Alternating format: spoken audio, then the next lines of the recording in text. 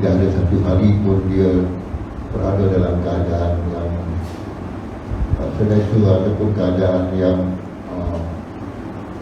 mudah dan tidak ada cabaran dalam kehidupan. Sentiasa menghadapi cabaran.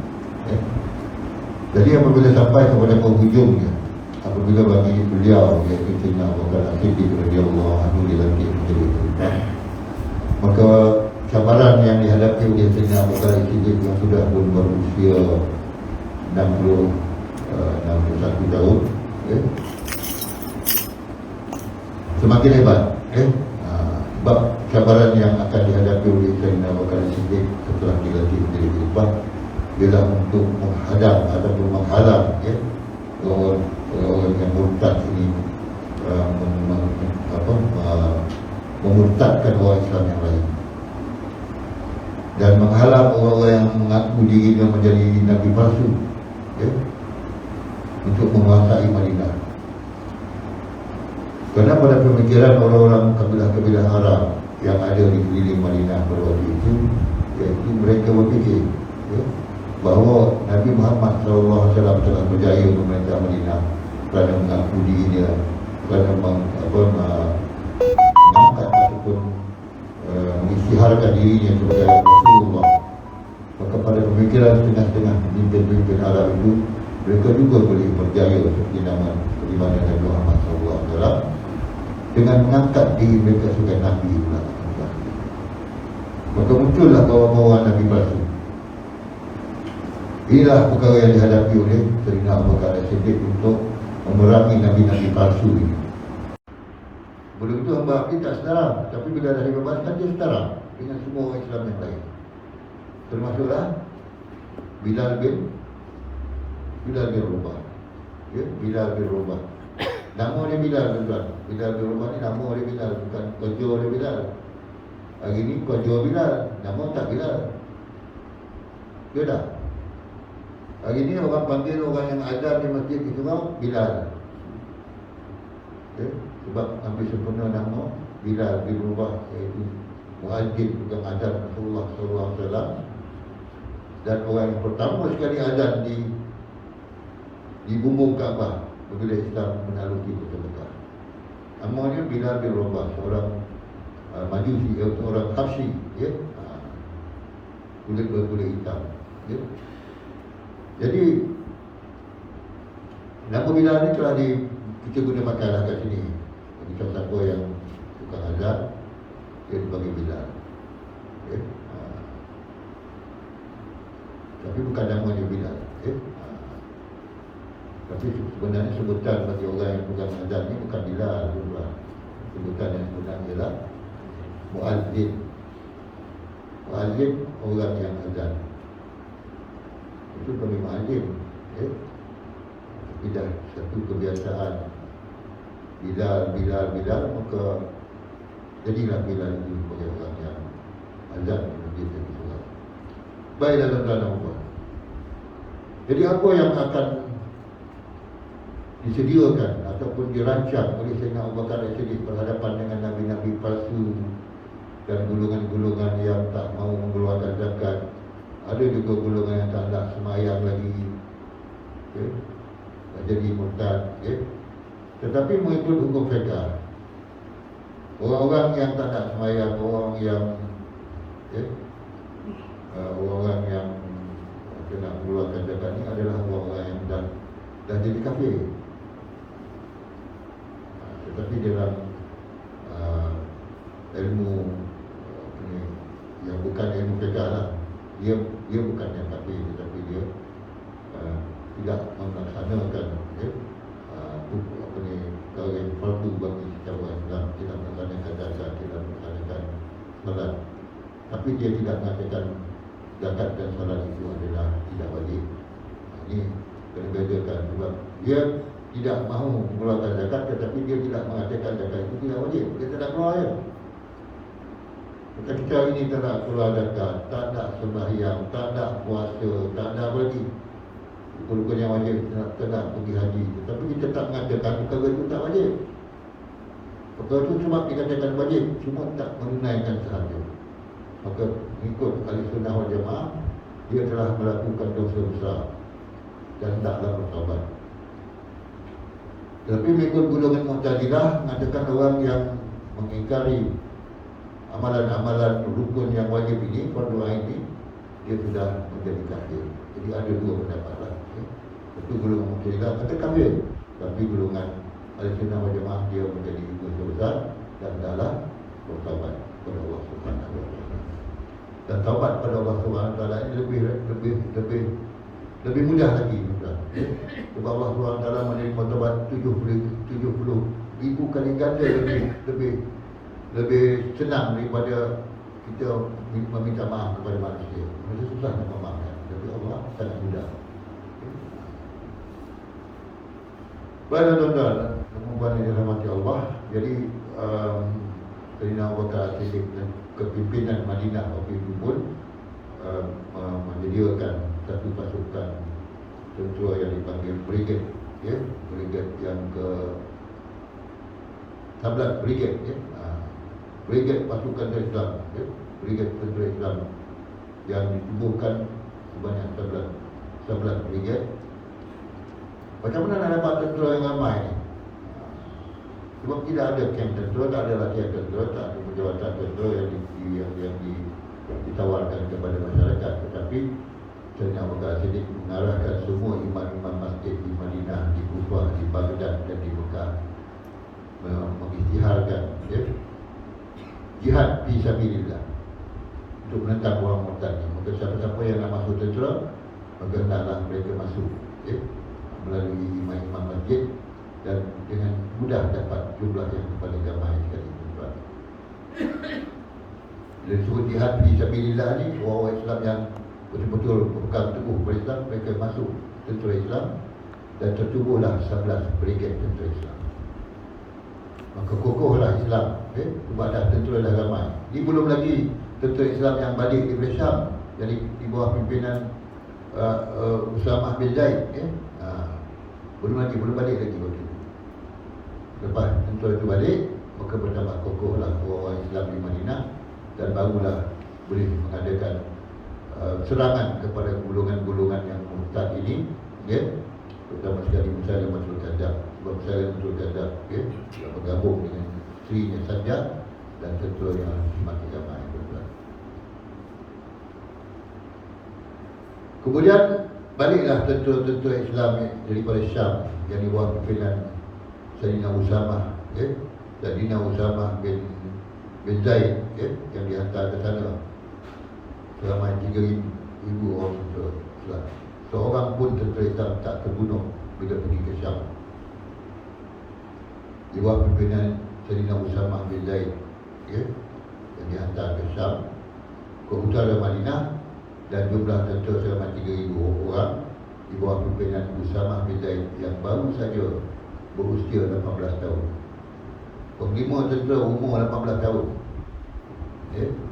memimpin pasukan tentera, sedangkan ramai sahabat-sahabat lain yang berpengalaman dalam peperangan. Tapi Rasulullah dah pilih, maka Sayyidina Abu Bakar As-Siddiq tidak akan melucutkannya, terus memilihnya sebagai penglima tentera Islam turun ke Syam. Jadi pasukan tentera Sayyidina Usamah bin Zaid pun balik telah mencapai kemenangan yang gemilang di Syam dan kembali untuk ke Madinah dan direhatkan sementara. Selepas itu, selepas berehat, maka mereka bersedia mula untuk berkhidmat kepada kerajaan Madinah waktu itu. Bertugas kerana sebelum itu direhatkan, maka tanpa berdengar lagi, Khalifah Abu Bakar As-Siddiq radhiyallahu anhu telah mengirimkan 11 brigade tentera pasukan tentera ini tentera Islam ini yang telah dibentuknya ke seluruh kawasan dan daerah-daerah yang bergolak serta bermasalah. Entah dia tak sama lah macam kita di Malaysia ni tuan-tuan, bila komunis memberontak mereka lari ke mana? Ke hutan dan ke gunung, ke hutan-hutan yang besar-besar di Indonesia ni. Tapi di sini orang-orang Arab yang murtad ini, yang menentang khalifah Islam di Madinah ini, sana tak ada hutan, ada pasir je. Tapi mereka buat tembok, okay? yang menembok kediaman mereka untuk menghalang tentera masuk ke dalam kawasan mereka. Dia buat tembok. Tapi di negara kita ni, komunis yang memberontak dulu dia masuk mana? Masuk hutan. Jadi tentera kita pun kena masuk hutan jugalah, ya, untuk berperang dengan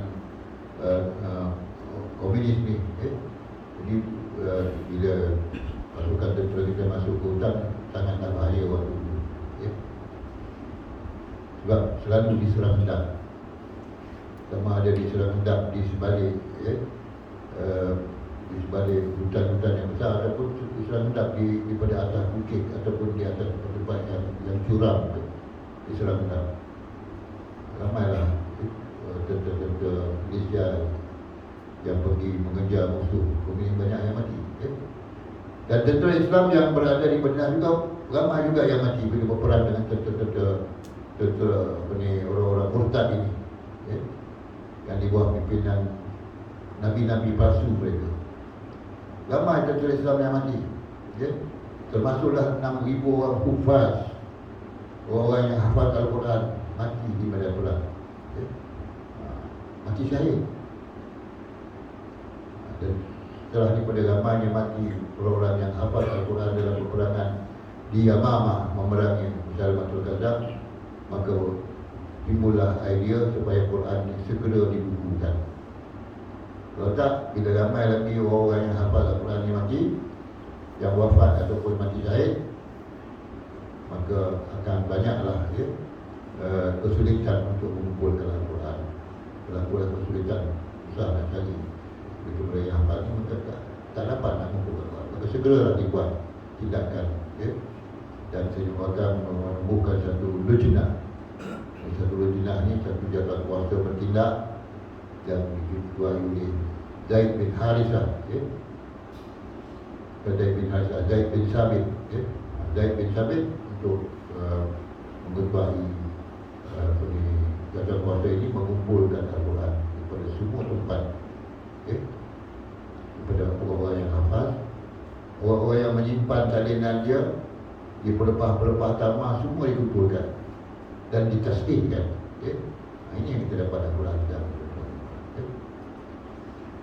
Jadi inilah cabaran yang dihadapi oleh Sayyidina Abu Bakar As-Siddiq, ya, bila beliau telah pun berada dalam keadaan yang selesa sedikit apabila tentera Islam balik daripada Syam dan telah dibentuk 11 brigade tentera, dan semua tentera ini diperintahkan pergi ke semua daerah-daerah yang bergolak dan ya.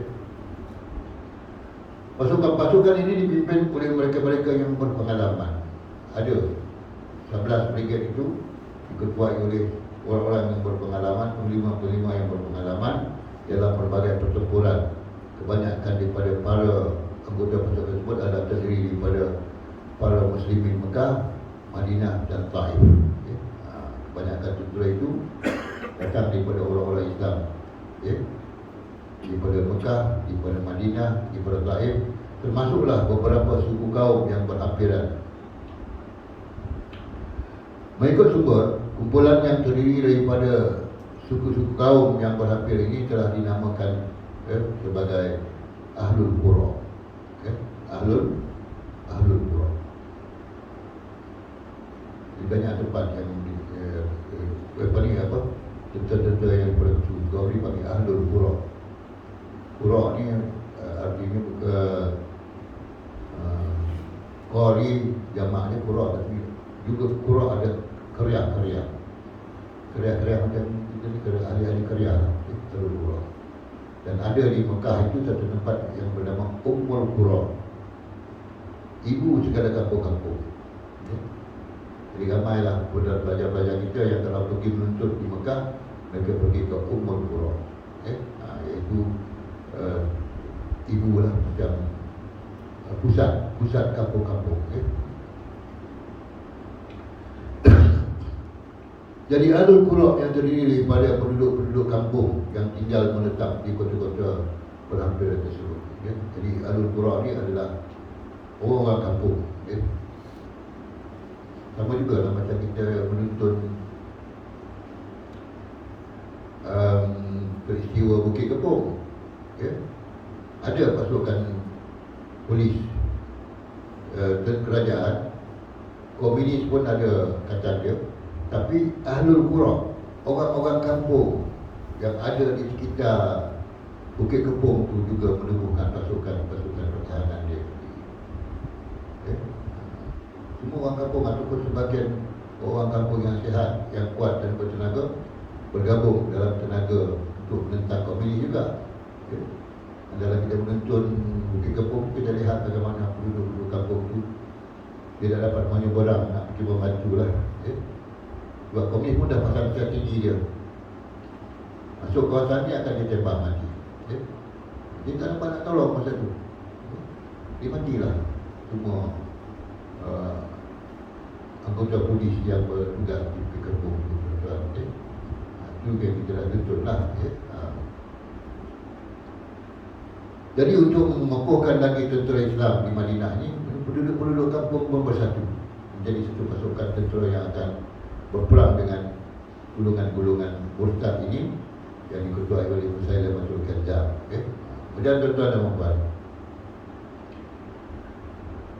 Khalifah dengan serius serta teliti sekali telah mentadbir perjalanan pasukan-pasukan tenteranya itu secara langsung daripada Madinah. Sebab Khalifah Wakar tak pergi perang, dia duduk di Madinah untuk memantau, untuk mengurus dan untuk menyampaikan arahan-arahan perintah-perintah. Bagaimana caranya? Masa itu tak adalah alat-alat komunikatif macam kita ni. Alat komunikatif macam kita ni senang ni kalau jenderalnya duduk kat tengah-tengah apa ni, di ibu pejabat dia, maka dengan mudah diberikan arahan. Tapi zaman Abu Bakar dahulu, iaitu Sayyidina Abu Bakar Siddiq dengan menggunakan perkhidmatan penghantaran maklumat terdiri daripada pasukan-pasukan berkudanya yang berulang-alik. Abu Bakar Siddiq ada penghantar maklumat. Sekarang ni dipanggil apa?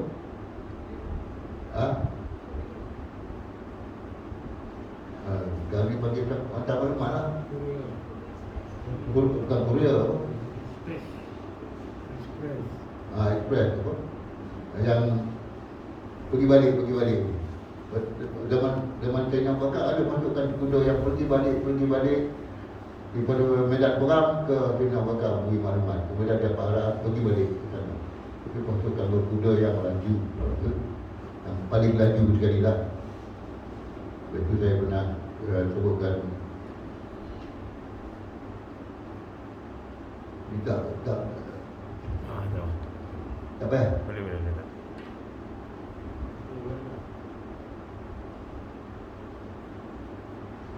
Jadi orang-orang Arab ni memang suka pada kuda-kuda yang laju, sehingga mereka menulis ataupun mencipta satu syair yang menggambarkan kelajuan dia.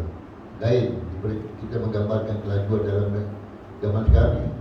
Zaman dulu dia menggambarkan kelajuan dia kata kuda itu laju, kaki dia ke depan, ke belakang, ya. Iparin, mudbirin ma'an, ke depan, kajalmu di sohrin hatta husaidu min alim. Dia gambarkan laju ni seperti batu yang jatuh daripada apa? Daripada air terjun yang tinggi, batu tu jatuh, macam itulah lajunya kuda mereka. Macam itulah pasukan berkuda yang laju ni dibentuk untuk menyampaikan maklumat. Tentulah banyak kan? 11 tempat, maka 11 pasukan kuda yang pergi balik daripada medan perang, jumpa dengan Sayyidina Abu Bakar Siddiq untuk mendapatkan arahan. Itulah keadaan di permulaan permintaan Khalifah Abu Bakar Siddiq, bagaimana baginda berhadapan dengan orang-orang murtad ini, dan bagaimana Sayyidina Abu Bakar Siddiq menyusun strategi untuk menewaskan golongan-golongan yang murtad ini, tuan-tuan dan puan. Kemudian tuan-tuan dan puan, para pemimpin pasukan-pasukan tenteranya, yakni daripada para pemimpin pasukan-pasukan tenteranya kepada Khalifah dan sebaliknya. Sebelum sesuatu pasukan tenteranya itu dihantarkan ke kawasan yang bermasalah itu, terlebih dahulu Khalifah telah menghantarkan pasukan pendamai. Ini penting. sebelum tentera dihantar untuk berperang, maka dihantar dulu pasukan pendamai, iaitu orang-orang ataupun golongan-golongan yang pergi berunding dengan kabilah-kabilah Arab ni. Tak boleh terus hantar pasukan perang saja, tetapi tak boleh berunding dulu. Di strategi yang kedua, ya, iaitu berunding, berdamai dengan siaran surat pengumuman yang ditujukan kepada semua penduduk, sama ada yang murtad maupun yang masih beriman. Ya. Jadi, hantar surat pengumuman dan hantar pasukan pendamai kepada semua penduduk ataupun ahli-ahli kabilah yang memerintah tadi. Hantar dulu pasukan pendamai dengan surat pengumuman, sama ada orang itu Islam ataupun tidak Islam, dah murtad ataupun belum murtad, maka diberikan pengumuman, iaitu diminta satu perdamaian, bukannya nak perang. Sebab sama-sama Islam bukan nak perang. Ya. Dengan Abu Bakar pun tidaklah berkeinginan untuk berperang bersama Islam, tapi dia nak berdamai dulu, pujuk dulu supaya mereka masuk Islam balik, kembali semula kepada Islam. Ya. Dalam surat pengumuman tersebut, dia telah memulakan dengan kata-kata pujian kepada Allah Subhanahu Wa Taala. Itu adalah satu garis panduan, ya, yang diamalkan oleh pemimpin-pemimpin Islam dan juga orang-orang yang duduk di bawah kepimpinan Islam. Setiap surat akan dimulakan dengan pujian kepada Allah Subhanahu Wa Taala. Ya. Samalah dengan khutbah Jumaat dan khutbah-khutbah hari raya puasa dan raya haji. Ya. Mesti dimulakan dengan memuji Allah. Alhamdulillahirabbil alamin. Kemudian salawat Rasulullah wassalatu wassalamu ala asyrafil anbiya wal mursalin. Mulakan dengan pujian Allah. Kenapa tuan-tuan kita mulakan dengan pujian Allah? Sebab segala-gala yang kita nikmati, segala-gala yang kita dapat, segala-gala yang akan berlaku dan telah berlaku semuanya di bawah takdir Allah. Maksudnya kita memuji Allah sebab Allah telah menentukan segala-galanya, sama ada kebaikan ataupun keburukan, Allah tentukan. Kita wajib ataupun mesti memuji Allah Subhanahu Wa Taala walaupun kita dalam keadaan yang sakit, yang susah dan sebagainya. Sebab itu kita wajib baca Fatihah. Alhamdulillah. Kita sakit terlantar tak katil pun, bila kita sembahyang wajib baca Fatihah. Walaupun kita sakit, kita tak mampu nak bergerak, nak bangun, nak makan pun orang suapkan, tetapi tetap kita memuji Allah. Alhamdulillahirabbil alamin. Ar-Rahmanir-Rahim. Kita puji Allah, sentiasa memuji Allah Subhanahu Wa Taala. Sebab Allah mengurniakan kepada kita sesuatu yang sangat berharga dalam hidup kita. Antaranya ialah akal kita dan roh kita. Sangat berharga. Dan semua jasad kita Allah kurniakan kepada kita. Maka setiap masa, setiap waktu, terutama sekali bila kita mendirikan solat, kita wajib membaca Al-Fatihah. Alhamdulillahirabbil alamin ar-rahmanir-rahim. Satu hari 17 kali kita baca Fatihah. Sembahyang wajib lah, ya. Jadi sembahyang wajib ni adalah fardu ain kepada kita, dan Fatihah juga adalah fardu ain. Baiklah tuan-tuan. Kemudiannya menyatakan bahawa kemudian puji-pujian kepada Allah SWT. Kemudiannya menyatakan yang risalah Nabi Muhammad SAW ini adalah benar. Itu dalam surat pengumuman yang dihantar oleh Sayyidina Umar kepada kampung-kampung. Pertama, dalam penulisan itu mesti pertama sekali memuji Allah Subhanahu Wa Taala, dan yang keduanya, ya, menyatakan bahawa apa yang disampaikan oleh Rasulullah SAW itu adalah benar, bukanlah satu pendustaan. Ya. Sebab itu bila kita baca hadis Rasulullah, bila dah habis baca itu, contohnya talabul ilmi fardhun ala kulli muslim. Untuk ilmu itu adalah wajib pada setiap orang Islam, maka disudahi dengan sedekah Rasulullah. Telah benarlah Rasulullah. Ini hanya kita boleh lakukan pada Rasulullah, dan juga kalau kita baca Quran, ujungnya ialah sadaqallahul azim. Rasulullah sadaqah Rasulullah. Tapi kalau kita bercakap, kita tak kita katakan ini kalimah-kalimah yang keluar daripada pemimpin dan sebagainya. Kita tak boleh cakap ujungnya sadaqah. Siapa dia yang cakap tu? Tak boleh. Bukan. Berarti masa saya pergi Jordan dulu, saya duduk Jordan sebulan, kursus bahasa Arab. Saya tengok kat dinding-dinding universiti dia tu, banyak dinding-dinding universiti tu. Qala al-Husain. Siapa dia Husain? Presiden presiden masa tu, Presiden Jordan kan? Presiden Jordan. Qala al-Husain. Tulis tu. Tapi ujungnya tak ada saudara Husain. Telah benarlah Husain tak ada. Qala Husain. Dia kata. Adalah kata-kata pemimpin dia. Dia tulis kat dinding-dinding tembok-tembok di universiti dia. Tetapi tidak semestinya benar. Husain itu cakap sebagai seorang pemimpin negara. Maka dituliskanlah kata-kata di tempat-tempat yang boleh dilihat ataupun menjadi tempat tujuan orang ramai. Qala Husain. Tempat lain pun sama juga. Qala Husain. Husain telah berkata. Dia kena bezakan tuan. Kalau Allah Ta'ala, kita tak boleh cakap telah berkata Allah. Telah berfirman Allah Subhanahu Wa Ta'ala.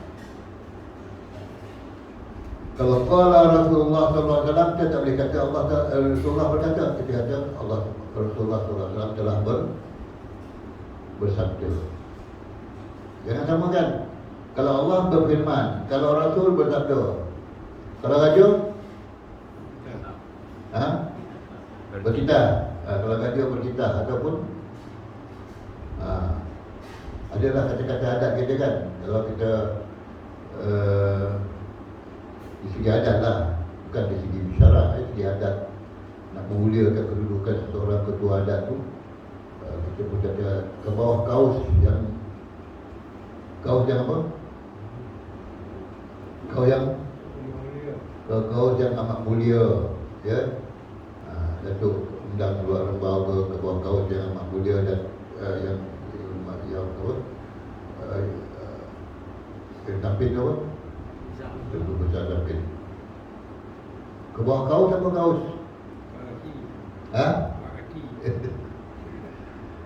Kaus bawah katil. Ke bawah katil. Ke bawah kaus yang amat mulia. Seperti kalau ke bawah duli yang maha mulia. Duli tu apa? Itu dapat kaki. Bukan dapat kaki, debu. Dapat kaki tu. Itu adat kita lah, ya. Tapi dari segi akidah kita janganlah bawa kepada akidah. Jangan bawa pada akidah perkara-perkara yang seperti itu. Dia bawa itu hanyalah adat saja. Bukan akidah. Dia tidak akan menyebabkan akidah kita terjejas. Walaupun kita sebut ke bawah kaus yang amat mulia, ya, seperti yang Tentu Besar Tampin ataupun ke bawah duli yang maha mulia dan Tuan Besar Sembilan, tidak menjadikan akidah kita terjejas sebab kita kena menganggap dia ada satu peraturan adat, bukan yang ditentukan oleh syarak, ya. Jadi kena jaga-jaga sikit. Sebab apa? Ada setengah orang dia tak faham kan tu. Dia kata, ini memanglah untuk kepimpinan kita, ya. Baiklah tuan-tuan, ya.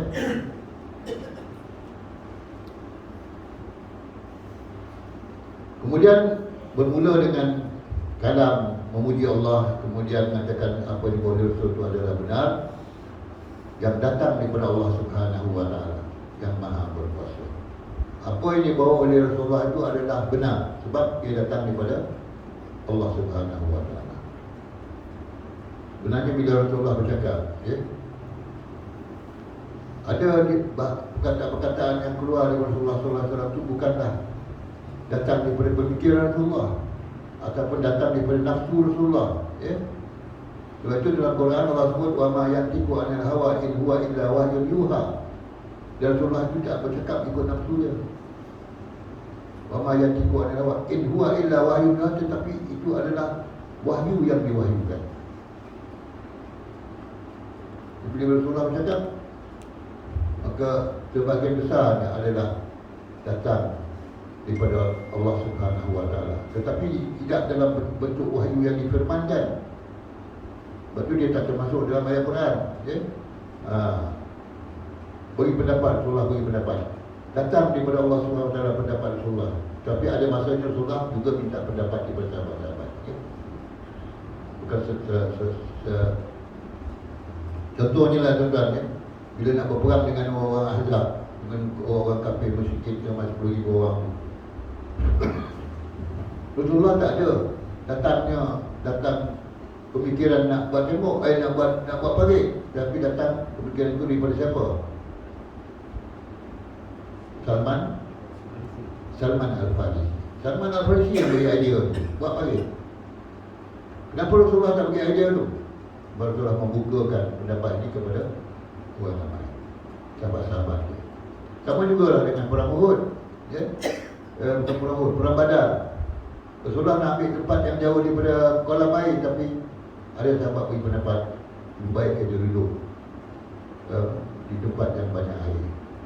Inilah, ada masanya Rasulullah minta pendapat sahabat, tapi ada masanya Rasulullah mengatakan ini pendapat dia, dan pendapat Rasulullah SAW itu selalu dia datang di bawah bimbingan Allah Subhanahu Wa Taala.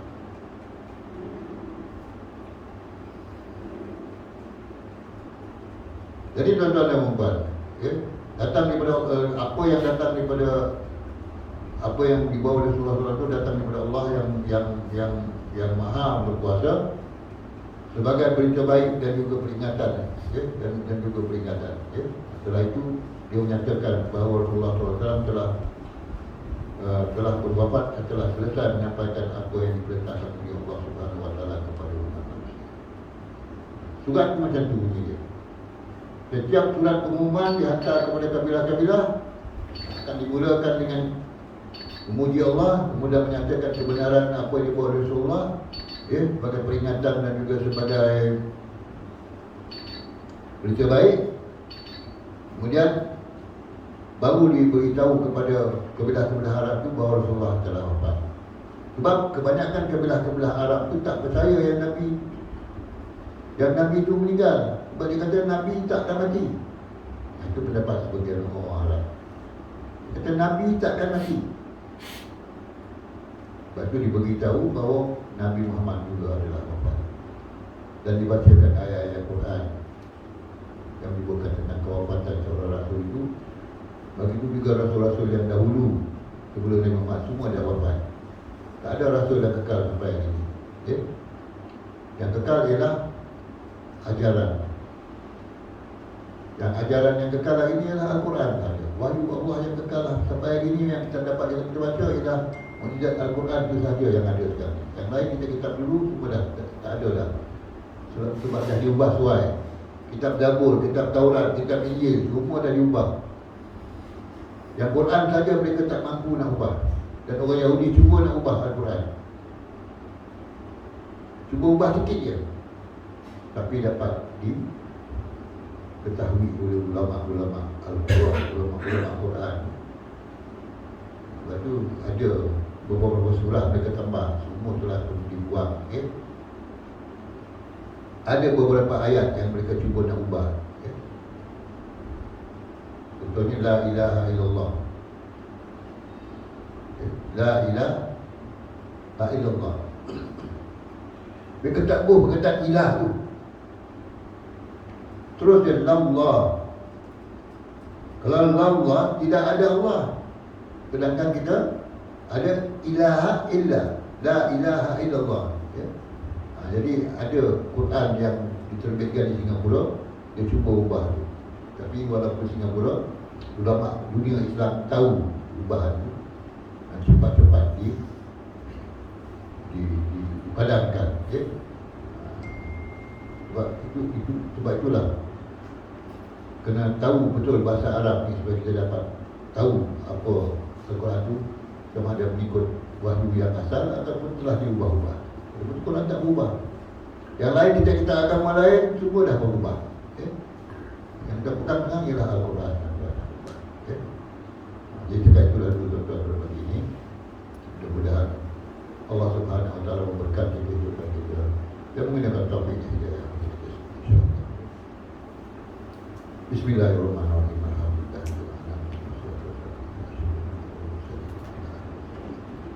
Allah merjukna ya Rabbi bahman nabi hijrah wa sallim. Alhamdulillah. ربنا آتنا من لدنك رحمة وهيئ لنا من أمرنا رشدا ربنا آتنا في الدنيا حسنة وفي الآخرة حسنة وقنا عذاب النار وصلى الله على سيدنا محمد وعلى آله وصحبه أجمعين سبحان ربك رب العزة عما يصفون وسلام على المرسلين والحمد لله تقبل الله. Assalamualaikum warahmatullahi wabarakatuh.